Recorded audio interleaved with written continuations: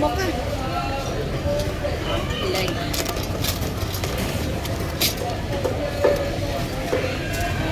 Anh là tao đặt.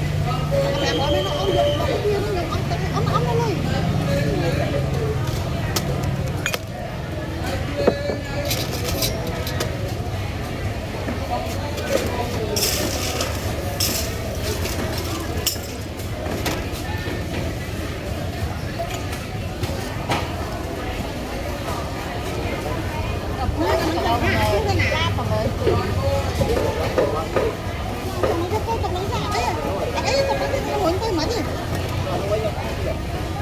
Ăn mà chột.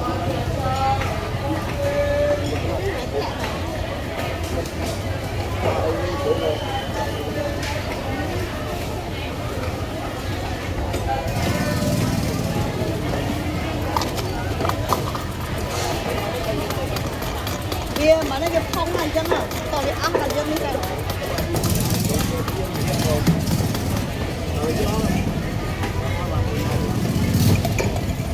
Ở đây phải cái trên kia nó chạy lên từ đây.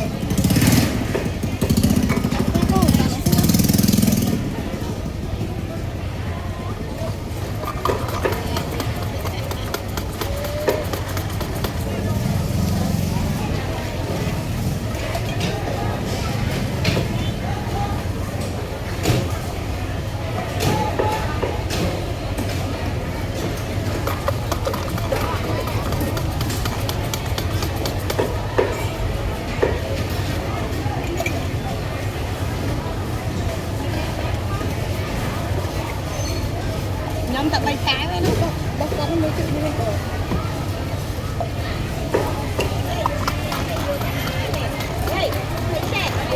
Ô tập thân này chụp cái là bố lạ mình phê lên. Ê tập thân ta mình phê mơ cái mình nghĩ là bố sang ấy khoa luôn rồi. Khoa ai được chua họ tập phê nghĩa mơ nét tinh mục mạch man mơ không ấy.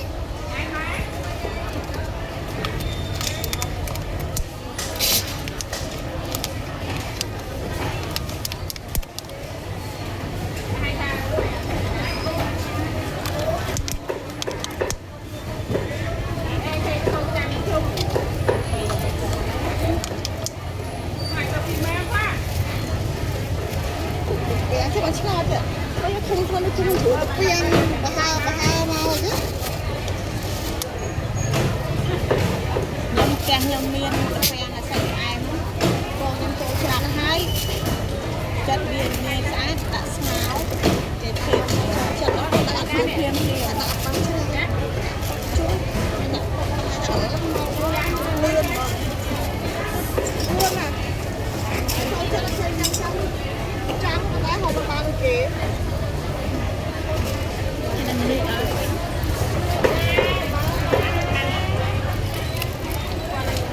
Luôn à? Hả?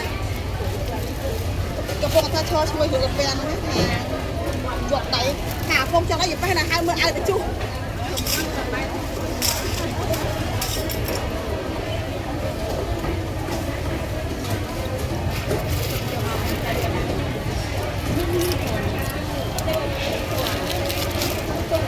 Bà bằng phiếp hộp đang ăn chú, nhóm đang ăn chú đúng không?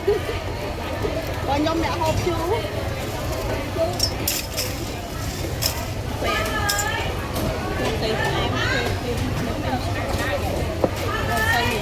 Luộc cà phê là cùng luộc đài.